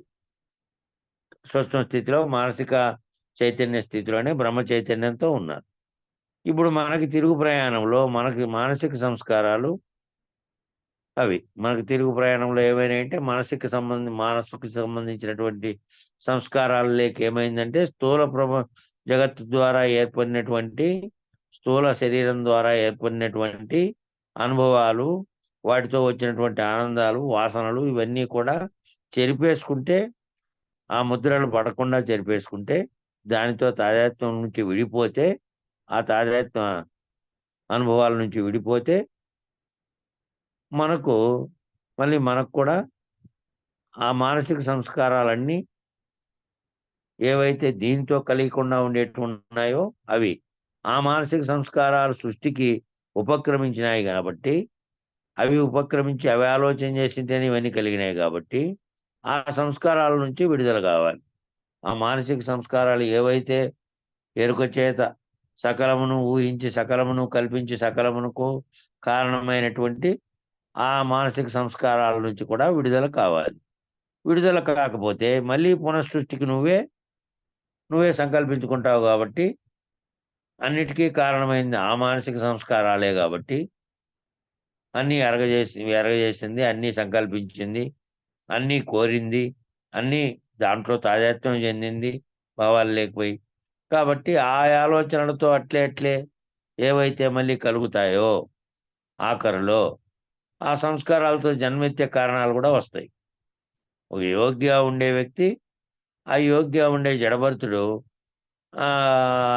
తన దగ్గర ఇష్టంగా ఆడుకుంటున్నటువంటి జింకపిల్ల తనతో పాటు ఆడుతూ పాడుతూ తన భుజాలను ఎక్కినటువంటిది ఉన్నటువంటి చనిపోతే దాని పట్ల భావాన్ని చింతిస్తూ పెట్టుకుంటే మళ్ళీ జింకై పుట్టినట్టుగా ఆ సంకల్పాలు మానసికంగా ఏవైతే సంస్కారాలు ఉన్నాయో అవి విడుదలయ్యేకి ఉపక్రమించాలి. ఆ విడుదల కాలేదు అనుకో, అవే మళ్ళీ సృష్టికి బీజం, పునఃసృష్టికి బీజం వేస్తాయి. నువ్వు మళ్ళీ పునఃసృష్టికి వస్తావు. పునఃసృష్టి చేస్తావు. మళ్ళా పునఃసృష్టి అనేది చేస్తావు. చేసిన సృష్టిలోకి నువ్వే ప్రవేశిస్తావు. ఆ బ్రహ్మకు ఏ విధంగా కలిగితే మళ్ళీ అదే ప్రతిరూపాలుగా వచ్చిందో, అదే మానసిక సంస్కారము, అదే మానసిక చైతన్యం అనేది ఆ బ్రహ్మ మానసిక చైతన్యమే నీకున్న మానసిక చైతన్యం కూడా. కాబట్టి నువ్వు మళ్ళీ అదే విధంగా తయారు చేసుకుంటావు. అదే విధంగా ప్రపంచము, అదే విధంగా అన్నీ కూడా తయారైపోతాయి ఒకదాని తర్వాత ఒకటి. పునఃసృష్టి నువ్వే చేస్తావు ఇంకా. చేసిన సృష్టిలోకి నువ్వే ప్రవేశిస్తావు. ఏ సృష్టిలో ప్రవేశిస్తావో దానితో మళ్ళా తాదాత్మ్యం చెందుతావు. ఆ సృష్టించింది నేను సృష్టించుకుంటే వచ్చింది. నా యొక్క భావనల, ఆలోచనల, సంకల్పాల వల్ల వచ్చింది అని అనుకో. దాన్ని చూసి దాంతో తాదాత్మ్యం చెంది, దాంతో మురిసిపోయి, దాంతోనే దాని వల్లనే మళ్ళా ముద్రలు తగిలించుకుంటావు. బైబిల్‌లో కూడా ఇదే ఉంది. ఈ బైబిల్‌లో కూడా వాక్యాలు కొన్ని ఉన్నటువంటివి తీసుకున్నారు వీళ్ళు. అన్ని గ్రంథాలలోటివి తీసుకున్నారు. కారణం ఏమిటంటే, ఈ మూలంలో వీళ్ళ గురువుగారైనటువంటి నిర్భయానంద స్వామి వారు సాధారణ స్థాయిలో బోధిస్తున్నటువంటి ఒక మామూలు అమ్మగారి దగ్గర నుంచే మొదలుపెట్టి, ఇంగా ప్రఖ్యాతి పొందినటువంటి అందరి దగ్గరికి ఎళ్ళిండే ఆయనే గాబట్టి, అటు మెహర్ బాబా దగ్గరికి, సాయిబాబా దగ్గరికి, తాజుద్దీన్ బాబా, ఇట్లా బాబాల వైపు, వాళ్ళు చెప్తున్నటువంటి వాళ్ళ వైపు, మళ్ళీ అద్వైత గురువులుగా ఉన్న వాళ్ళు చెప్తున్నది, అన్నిటినీ తిరగేసుకుంటూ ఎళ్ళి అచలగురు దగ్గరికొచ్చాడు గాబట్టి, బాగా విశ్లేషించగలగడానికి, బాగా భావాన్ని వ్యక్తపరచడానికి ఆయనకు మార్గం ఏర్పడింది. అన్నిట్లోని అంతరార్థాన్ని గ్రహించారు గాబట్టి వాళ్ళు ఆ విధంగా అన్నిటిని చెప్పగలిగినటువంటి స్థితిలో ఉంది. ఈ విధంగా ఏం చెప్పారు బైబిల్‌లో అనేదాన్ని ఇక్కడ చెప్తున్నారు. ఆయన వల్ల సమస్తము కలిగెను. కలిగినది ఏది ఆయన లేకుండా లేదు. సమస్తము ఆయన వల్ల కలిగింది. కలిగినది ఏది కూడా, కలిగిండేటువంటి ఏ వస్తువు కూడా ఆయన లేకుండా లేదు అని భగవంతుడు సృష్టి చేసి, ఆ సృష్టిలో తానే వ్యాపకమై, సృష్టితో తాదాత్మ్యం చెంది, ఆ సృష్టి రూపుడు, విశ్వరూపుడు అయ్యాడు భగవంతుడు. అట్లాగే ఈ బ్రహ్మం గురించి మనం ఇప్పుడు చెప్తున్నాం కదా! బ్రహ్మమే తనకు కలిగినటువంటి సంకల్పంతో ఈ విధమైనటువంటి సృష్టి కల్పన చేసి, మళ్ళీ కల్పన చేసి తాను సృష్టించిన కల్పన చేసినటువంటి దాంతోనే తాదాత్మ్యం చెంది, అనేక జీవులుగా అయి, అనేకంగా తయారై ఉన్నాడు. అదే విధంగానే ఇక్కడ మనం చెప్పుకున్నటువంటిది కూడా అయింది అని ఉదహరిస్తున్నాడు. వాళ్ళు చెప్పినటువంటి వాక్యాన్ని. ఆ భగవంతుడే నానాత్వంగా అనేక జీవులుగా కూడా అయ్యాడు. ఇక్కడ కూడా అంతే. బ్రహ్మకు ఆనందం కలిగి, ఆనందం కారణంగా సంకల్పం వచ్చి, సంకల్ప కారణంగా ఊహ వచ్చి, ఆ ఊహ కారణంగా సకల సృష్టి జరిగింది. కాబట్టి మానసిక ప్రపంచంలో ఇప్పుడు చెప్పేదంతా కూడా మానసిక ప్రపంచంలో ఉంది. సూక్ష్మ స్థితిలో మానసిక ప్రపంచంలో కలిగినటువంటి భావనలే ఇవన్నిటికీ కారణం. అనేక జీవులుగా బ్రహ్మం తయారు కావడానికి, మళ్ళీ అక్కడ తయారైన తర్వాత దాంతో కలిగినటువంటి ఆనందంతో తాదాత్మ్యం చెందడానికి, ఆ ఆనందం కారణంగా మళ్ళీ సంకల్పాలు కలగడానికి, మళ్ళీ ఊహలు కలగడానికి, ఆ ఊహే సృష్టిగా జరగడానికి అన్నిటికీ కూడా అక్కడ మానసిక ప్రపంచంలోనే కారణముంది. కాబట్టి మానసిక ప్రపంచంలో ఇప్పుడు చెప్పేదంతా కూడా మానసిక ప్రపంచంలో ఉంది. సంకల్పము, ఊహ, భావన, సృష్టి చేసే విధానము, ఒక ప్రణాళిక అంతా కూడా భగవంతుని యొక్క దైవీ సంస్కారంలో ఉంది. ఇవన్నీ ఎట్లా జరుగుతున్నాయంటే, ఈ సంస్కారము, ఈ ఊహ, ఈ భావన, ఈ సృష్టి చేసే విధానం, ఇదంతా ఒక ప్రణాళిక ప్రకారం ఉంది. ఆ ప్రణాళిక అంతా, ప్లాన్ అంతా ఎక్కడిది? అదంతా కూడా భగవంతుని యొక్క దైవీ సంస్కారంలో ఉంది. ఆ ప్లాన్‌తో ఉన్న శక్తి అంతా కూడా సూక్ష్మ శక్తి. అదంతా కూడా ఏ శక్తి? సూక్ష్మ శక్తిగా ఉందది. అది సూక్ష్మ ప్రపంచంలో ఉంది. ఆ సూక్ష్మ ప్రపంచంలో అది ఉంది. ఆ శక్తి వినియోగం అంతా కూడా స్థూల ప్రపంచంలో ఉంది. శక్తి సూక్ష్మంగా ఉంటే దాని వినియోగం, దాన్ని ఉపయోగించుకున్నటువంటి ఉపయోగం అంతా కూడా, వినియోగం అంతా ఎక్కడుంది అంటే స్థూల ప్రపంచంలో ఉంది. స్థూల ప్రపంచానికి కారణమైనటువంటి శక్తిగా ఉన్నదేమో సూక్ష్మ ప్రపంచంగా ఉంది. సూక్ష్మ ప్రపంచంలో ఉంది ఆ శక్తి. ఆ శక్తిని వినియోగించుకొని కార్యరూపం ధరించినటువంటిదంతా స్థూల ప్రపంచంలో ఉంది. ఇక స్థూల సంస్కారాలు దాటగానే సూక్ష్మ ప్రపంచంలోకి వెళ్ళేవు. కాబట్టి స్థూల సంస్కారాలు దాటకపోతే సూక్ష్మ ప్రపంచంలోకి పోలేవు. కాబట్టి స్థూల సంస్కారాలన్నీ దాటాలి. మానసిక ప్రపంచంగా ఉన్నటువంటి సూక్ష్మ ప్రపంచంలోకి వెళ్ళాలి. జీవుడుగా శరీరంగా భావిస్తున్నటువంటివి, శరీరంగా భావించి నేను ఉపాధిగతంగా నేను ఫలానా నామరూపాలు కలిగినటువంటి నా పేరు ఇది, నా శరీరం ఇది అనేటువంటి దాంతో దానికి కలిగినటువంటి అనుభవాలతో అది వ్యవహరిస్తున్నటువంటి దాంట్లో నుంచి స్థూల ప్రపంచ భావనలో నుంచి సూక్ష్మ ప్రపంచ భావనలోకి, మానసిక ప్రపంచ భావనలోకి వెళ్ళగలగాలి. అట్లా వెళ్తే ఆ ప్రపంచంలోకి వెళ్ళావు. సూక్ష్మ ప్రపంచ దాంట్లోకి వెళ్ళావు. ఈ నామరూపాలు వ్యవహార స్థితి నుంచి శక్తి స్థితికి వెళ్ళావు. ఈ నామరూపాలుగా ఉన్నటువంటి వ్యవహార స్థితిలో నుంచి దీనికి ఎక్కడి నుంచి వచ్చిందో ఆ శక్తి స్థితిలోకి, ఆ సూక్ష్మ రూపంలో ఉండే శక్తి స్థితిలోకి వెళ్ళావు. సూక్ష్మ ప్రపంచంలో శక్తి స్థితి నుంచి మానసిక ప్రపంచంలోకి వెళ్ళాడు. ఈ జీవుడనే విచారించుతున్నటువంటి జీవుడే సూక్ష్మ ప్రపంచంలో మళ్ళీ శక్తి స్థితిలో నుంచి మానసిక ప్రపంచంలోకి వెళ్ళాడు. మానసిక ప్రపంచంలో ఈ సృష్టి యొక్క విధానము, ఈ దైవీ ప్రణాళిక ఏదైతే ఉందో ఆ ప్రణాళిక భాగానికి వెళ్ళాడు. మానసిక ప్రపంచంలో కూడా సృష్టి ఏ విధంగా విధానం వచ్చింది, అది కలగడానికి ఏ విధమైనటువంటి దైవీ ప్రణాళిక దాని వెనక ఉంది, ఆ ప్రణాళిక భాగానికి వెళ్ళాడు.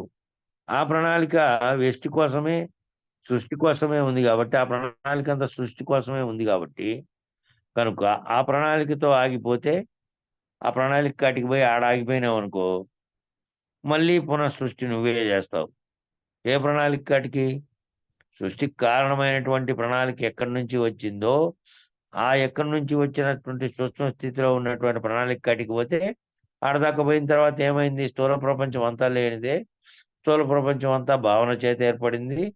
బ్రహ్మ భావన చేతనే ఏర్పడింది. ఆ బ్రహ్మ భావన అనేది చైతన్యంగా ఉంది. అదే శక్తి రూపకంగా ఉంది.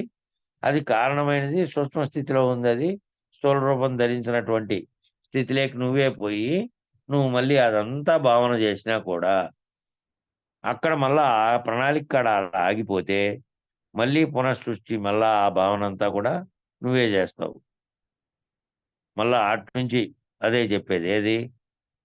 నేనే బ్రహ్మననే స్థితిలో నేనే సాక్షిని, నేనే బ్రహ్మను, బ్రహ్మ తప్ప అన్యం లేదు, జగత్తు మిథ్యగానే ఉన్నది, జగత్తు కేవలం కలలో కల్పించబడిన వస్తువుల్లాగే స్వప్న ప్రపంచంలాగా ఉన్నది అని భావించినప్పటికీ ఈ కారణం ఈ సూక్ష్మ ప్రపంచము, మానసిక ప్రపంచము తయారు కావడానికి కారణమైనటువంటి స్థితి అంతా అక్కడే ఉంది కాబట్టి ఆ స్థితి అక్కడి నుంచి సూక్ష్మ స్థితిలో నుంచి మళ్ళీ ఎప్పుడైనా సరే మానసిక ప్రపంచంలో కల్పనలు జరిగితే ఆ సంకల్పాల వల్ల మళ్ళీ పునఃసృష్టి చేసే అవకాశం కూడా, కారణం కూడా అక్కడే ఉంది. కాబట్టి ఆడేగిన ఆగిపోతే, ఆ ప్రణాళికతో గనక ఆగిపోతే మళ్ళీ పునఃసృష్టి నువ్వే చేసి, నువ్వేనంటే బ్రహ్మం చేసినా నువ్వు చేసినా రెండు ఇద్దరిలో ఎవరు చేసినా ఒకటే చైతన్య స్వరూపంగా ఉంది. అదే వ్యాప్తమైంది. అదే నువ్వే అది అనేదే మనము విచారణలో తెలుసుకుంటూ వచ్చాం కాబట్టి మళ్ళీ నువ్వేం చేస్తావు అక్కడంటే మళ్ళీ నువ్వే సృష్టి చేసి, చేసిన సృష్టిలో నువ్వే ప్రవేశించి, మళ్ళీ చేసిన సృష్టిలో ప్రవేశించి ఆ సృష్టితో నువ్వే తాదాత్మ్యం చెంది, ఆ సృష్టితో మళ్ళీ నువ్వే తాదాత్మ్యం చెంది మళ్ళీ జీవుడై మళ్ళీ నానా బాధలు పడతావు. ఆనందం అనేది భావన ఆనందం అనే భావన ఒకసారి కలిగితే దానికి ద్వంద్వంగా ఉండేటివన్నీ వస్తాయి. ఆనందమైన, దుఃఖమైన, సుఖమైన, కష్టమైన అన్నీ కూడా ఒకదానికొకటి ఉన్నటువంటివే. ఎప్పుడైతే మళ్ళీ ప్రపంచ భావనలోకి వచ్చావో మళ్ళీ ఇవన్నీ కలిగినాయి. కాబట్టి సూక్ష్మ స్థితిలో నుండి స్థూల స్థితిలోకి వస్తేనే స్థూల స్థితిలో అన్నీ కూడా కలిగే కారణంగా ఉంది. ఆటి వరకు నువ్వు విచారించినవి మళ్ళీ ఈ విధంగా కలుగుతావు కాబట్టి, మళ్ళీ ఆలోచనలు వస్తాయి కాబట్టి, మళ్ళీ పునఃసృష్టికి కారణమైనటువంటివన్నీ నువ్వే చేస్తావు కాబట్టి, నువ్వే చేసినటువంటి సృష్టిలో నువ్వే ప్రవేశించి, ఆ నువ్వే మళ్ళా దాంతో తాదాత్మ్యం చెంది, మళ్ళీ జీవుడుగా భావించుకొని నానా బాధలు పడతావు. మళ్ళా పునర్జన్మెత్తుతావు. కనుక ఇక్కడ ఏం చేయాలి అంటే, ఆ మానసిక సంస్కారాల నుంచి విడుదల పొందాలి.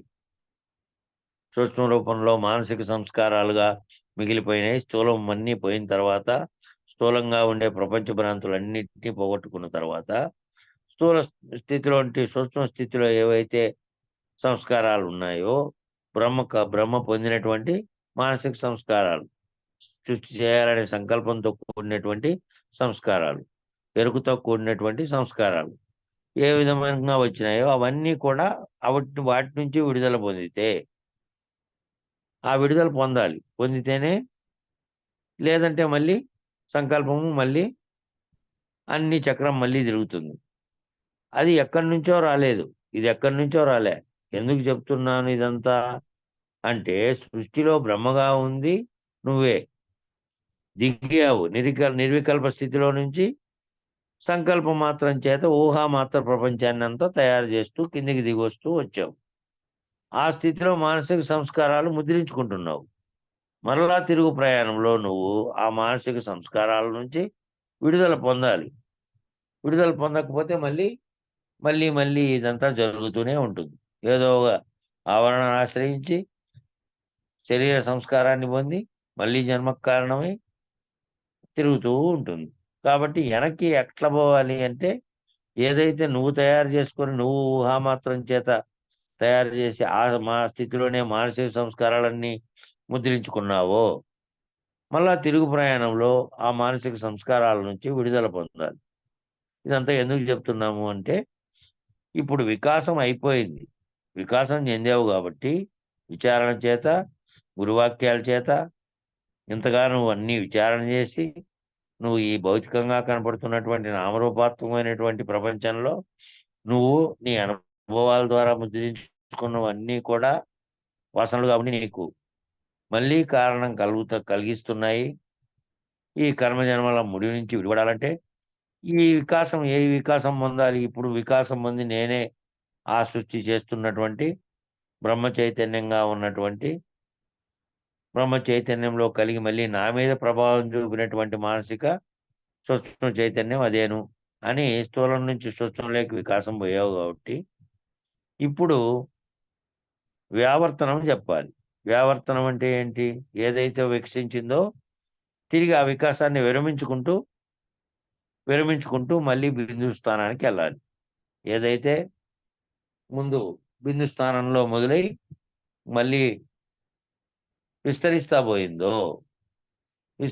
పోయి వ్యాపకం చెందిందో, అది మళ్ళీ వ్యావర్తనం చెందుకుంటూ అక్కడి నుంచి విరమించుకుంటూ మళ్ళీ బిందు స్థానంలోకి వెళ్ళాలి. ఏ బిందువులో నుంచి అయితే ఇది ఉత్పత్తి అయిందో ఆ స్థానంలోకి వెళ్ళాలి. బిందువే వ్యావృతం అయింది. ఆ వ్యావృతమైనది మరలా అనావృతం కావాలి. ఆ వ్యాపించినటువంటిదంతా కూడా మళ్ళా అనావృతం కావాలి. మళ్ళీ వ్యాప్తం కానటువంటి స్థితిలోకి రావాలి. అంటే వికసించడం అంటే సంస్కారాల రాపిడి చేత బ్రహ్మను ఎరిగే ఎరుకను సంపాదించడం కొరకు జరిగేది. ఈ అనావృతం కావాలి. వ్యావృతం అంతా ఏం కావాలంటే అనావృతం కావాలి. ఈ బిందువే వ్యావృతమైంది. ఆ వ్యావృతమైంది మళ్ళీ వ్యాపించకుండా అనావృత స్థితిలోకి, అనావృతం అంటే వ్యాపకం కానటువంటి స్థితిలోకి రావాలి. వికసించడము అంటే సంస్కారాలు రాపిడి జరగడం చేత బ్రహ్మను ఎరిగే ఎరుకను సంపాదించడం కొరకు జరిగేది. ఇక్కడ ఏమైందంటే ఈ సంస్కారాలు అనేటివి ఏర్పడినాయి కాబట్టి వీటిలో జరిగే రాపిడి చేత నువ్వు ఏం చేయాలి అంటే, రాపిడి అంటే వీటిని విచారణ చేయడమే రాపిడి. విచారణ ద్వారా ఈ సంస్కారాల రాపిడి చేత బ్రహ్మను ఎరిగే ఎరుకను, బ్రహ్మను ఏదైతే ఎరుగుతోందో ఆ ఎరుకను సంపాదించడం కొరకు జరిగేది. ఆ ఎరుక ఏందని తెలుసుకోవడమే. ఆ ఎరుక ఏ రకమైనటువంటి చైతన్యంతో మొదట కలిగింది, ఆ కలిగిండే దానికి మూలమేమీ లేకపోయినప్పటికీ ఆ కలిగి మళ్ళీ దేనితో తాదాత్మ్యం చెందింది? మాయ చేత కల్పించబడినటువంటి ప్రపంచంతో ఏ విధంగా తాదాత్మ్యం చెంది మళ్ళీ స్థూల రూపంలోకి వచ్చింది. ఇదంతా సంపాదించుకొరకు జరిగిండేటువంటిది. ఇక్కడ వికాసం చెందడం వలన ఏం జరిగింది? మనకు ఉపాధులకు సంబంధించిన చైతన్యము ఇక్కడ పెరిగింది. ఉపాధులకు సంబంధించిన చైతన్యం పెరిగింది తాదాత్మ్యం చెందడం వల్ల. ఇప్పుడు సంస్కారాలను వదిలించుకోవడానికి పునర్జన్మల అవసరము కలిగింది. ఈ సంస్కారాలన్నీ ముందు అన్నీ కాటి నుండి జంతువు కాటి నుండి ఈ స్థితిలోకి అన్నీ ఒకదాని సంస్కారాలను వదిలి ఇంకో దాని సంస్కారాలను పొందుతూ వచ్చాడు కదా. మానవుడుగా వచ్చే వరకు అనేక సంస్కారాలను పొంది పునర్జన్మల అవసరం కలిగి అటు నుంచి సంస్కారాల నుంచి క్రమంగా విడుదలవుతున్న కొద్దీ ఆ సంస్కారాల నుంచి విడుదలవుతున్న కొద్దీ అవిద్య ముద్రిత చైతన్యం తగ్గిపోతున్నది. అట్లా సంస్కారాల నుంచి విడుదలైపోతే అవిద్య వల్ల మనకేవైతే ముద్రించబడినాయో అవిద్య చైతన్యం అజ్ఞానం చేత ఏదైతే అది కూడా అజ్ఞానంగా ఉన్నది కూడా చైతన్యమే. చైతన్యం వలనే జ్ఞానాజ్ఞానాలు రెండింటినీ తెలుసుకుంటున్నావు. అజ్ఞానం ముద్రించబడింది, అజ్ఞానం చేత నీకు కొన్ని సంస్కారాలు కలిగాయంటే అది కూడా చైతన్యమే. ఏ చైతన్యం అయితే ఉందో ఆ చైతన్యం అంతటి వరకే ఉంది. అది తెలిసిన తర్వాత మళ్ళీ జ్ఞాన చైతన్యం అయింది. అంతవరకు అజ్ఞానం చేత ముద్రించుకున్నది కూడా ఆ ముద్రించుకున్న చైతన్యం తగ్గిపోతూ ఉంది. విచారణ చేత సంస్కారాల నుంచి విడుదలవుతున్న కొద్దీ అవిద్యా ముద్రిత చైతన్యం అంటే అజ్ఞానం చేత ఏర్పడినటువంటి చైతన్యం తగ్గిపోతున్నది. ఇలా తరిగిపోయే చైతన్యాన్ని వ్యావర్తన చైతన్యము అంటారు. ఇట్లా తరిగిపోతున్న అంతకుముందు ఏర్పడిన చైతన్యంలో కొంచెం కొంచెం తగ్గిపోతూ వస్తే భ్రాంతులు వీడే కొద్దీ తగ్గుతూ వస్తుంది కాబట్టి దాన్ని వ్యావర్తన చైతన్యము అంటాం. ఇది పూర్తిగా సున్నా కావాలి. ఏది ఈ చైతన్యంగా ఏర్పడినటువంటి అజ్ఞానంగా ఉన్నటువంటి అవిద్య చైతన్యం అంతా పూర్తి సున్నా అయితే అప్పుడు నీవేమిటిగా ఉంటావు? బ్రహ్మగా ఉన్నావు. బ్రహ్మగా ఉన్నప్పటికీ కూడా ఇంకా ఎరుక ఉంది అక్కడ. ఎరుకతో బ్రహ్మ చైతన్యాన్ని అనుభవించి తృప్తి పడతావు. మళ్ళీ ఆ ఎరుక అనేది అక్కడ ఉంది. ఆ ఎరుకతో నేను బ్రహ్మను అనుకున్నావు. ఆ నేను బ్రహ్మను అనుకున్నటువంటి బ్రహ్మ చైతన్యాన్ని కూడా అనుభవించి తృప్తి పడతావు. నేను బ్రహ్మను, నేనే ఆ విధంగా కల్పించినటువంటి కల్పనలకు కారణమైనటువంటి అంతా బ్రహ్మలో ఏ చైతన్యం అయితే ఆ కల్పించడానికి కారణమైందో అది నేను సృష్టించుకున్నదే ఇది అనే బ్రహ్మ చైతన్యాన్ని అనుభవించి తృప్తి పడతావు. చివరకు ఆ పరితృప్తే నిర్వికల్పానికి దారితీసే పరిపూర్ణత్వమును సిద్ధింపజేస్తుంది. ఇంకా అక్కడి నుంచి మళ్ళీ ఇంకా కొంచెం వెనక్కి పోతే మళ్ళీ ఏదైతే ఈ బ్రహ్మగా తృప్తి చెందుతున్నావో నేనే బ్రహ్మనని అక్కడి నుంచి నిర్వికల్పానికి దారితీసేటువంటి ఆ బ్రహ్మ ఏర్పడడానికి సంకల్పం కారణం కాబట్టి ఆ సంకల్పం నుంచి నిర్వికల్పానికి దారితీసేటువంటి పరిపూర్ణత్వాన్ని సిద్ధించే స్థితిలోకి ఆ తర్వాత వెళ్తావు. అట్లే ప్రయత్నం చేసి అట్లే గురువాక్యం ద్వారా వెళ్తావు. అది సిద్ధింపజేస్తుంది. ఆ స్థితిలే దాకా పోతే ఇంకా అది సిద్ధింపజేసేటువంటి ప్రయత్నం నీకే కలుగుతుంది. ఇంకా పేరాటికి అయిపోయింది. నెక్స్ట్ రేపు మొదలు పెట్టుకుందాం. ఖచ్చితంగా తిరుగు ప్రయాణంలో వచ్చినాడు అమరనారాయణ స్వామి. తిరుగు ప్రయాణంలోనే రోజు చేస్తాడు. తిరుగు ప్రయాణంలో వచ్చినాడు. ఇప్పుడు 6:02 వచ్చినాడు. మర్చిపెట్టాడు. సరే గాని ఇది చెప్పండి, మంగళం చెప్పన్నా. ఇదేదో వచ్చిన దారి తెలిస్తే పోయే దారి తెలుస్తుంది అనేది మనకు ఇప్పుడు. వచ్చిన దారి తెలిస్తే పోయే దారి తెలుస్తుంది. పోయే దారి గుర్తించాలి కదా. వచ్చిన దారి తెలుసుకుంటా వస్తే మనం పోయే దారి తిరుగు ప్రయాణం తెలుస్తుంది. అది దిగుతా వచ్చింది మెట్టుకు. ఇప్పుడు ఎక్కుతా పోవాలి. ఎక్కుతా పోతే ఎక్కడైతే బీజం ఏర్పడిందో ఆ స్థాయికి తీసుకుని ఆ బీజాన్ని నిర్వీర్ణం చేయడం. జై గురు.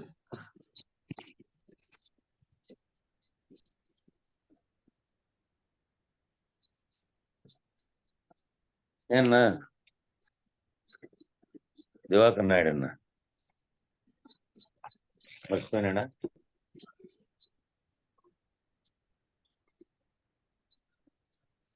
మంగళం. జై సద్గురు ప్రభు మహారాజ్ కు జై.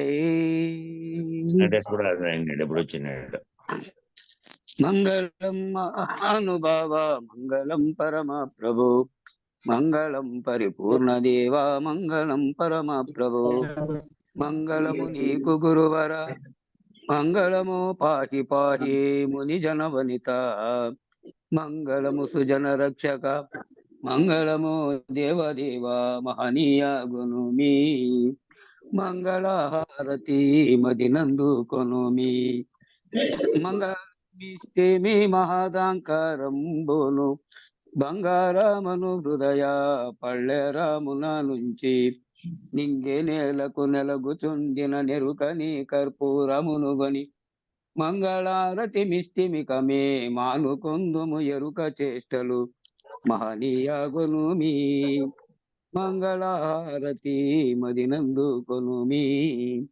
మంగళం శ్రీ గురుదేవాయ మహనీయ గుణాత్మని సర్వలోక శరణ్యాయ సాధు రూపాయ మంగళం. శ్రీ మహనీయ పూర్ణానంద పుల్లయాయ మానీతాయ మంగళం. శ్రీ సద్గురురాయ ఆశ్రిత భక్త పరప్రదాయ మహనీయ గుణజయ మంగళం. నిర్వికారాయ నిత్య నిర్బంధ నిశ్చల పండితాచల రూపాయ మంగళం. ద్వాదశాక్షర రూపాయ ధన్య పరాత్పరాయ మాయా జగదీతాయ మంగళం. వాచమ గోచరాయ వందితామర బృందాయ మాయా గుణతీతాయ మంగళం. త్రిగుణాత్మకతీతాయ దివ్య సద్గురురాయ లింగదేహతేతాయ మంగళం. నిత్యానందైక ఆనందదాయ నిర్మలాయ నిజ గురుదేవాయ మంగళం. జనన మరణ రహితాయ జయప్రదాయ జయ సద్గురుదేవాయ మంగళం. మంగళము మీకు సర్వేశ మంగళం. మంగళము పరిపూర్ణాయ మంగళం. జై సద్గురు ప్రభు మహారాజుకు జై. జై పూర్ణానంద పుల్లయార సద్గురు ప్రభు మహారాజుకు జై. జై వేదాంతానంద వెంకట రమణార సద్గురు ప్రభు మహారాజుకు జై. జై శ్రీ విష్ణానంద కృష్ణమూర్త్యార సద్గురు ప్రభు మహారాజుకు జై. జై జ్ఞానాజ్ఞాన తీతానంద అశ్వత్థార్య సద్గురు ప్రభు మహారాజుకు జై. జై విరహితానంద వెంకటదాసార్య సద్గురు ప్రభు మహారాజుకు జై. ఇందుగల గురుభక్త మండలీకు జై. సర్వం సద్గురు చరణారవిందార్పణమస్తు. ఓం శాంతి శాంతి శాంతి. మీడి తీసే గాలి అన్నా బిరిగ్గా అది ఎక్కడో పోయింది. మీడి సరే తీసే గాలి సరేలే అన్న. అది ఆపుగాలే, అది ఎక్కడ పక్కకు పోయింది.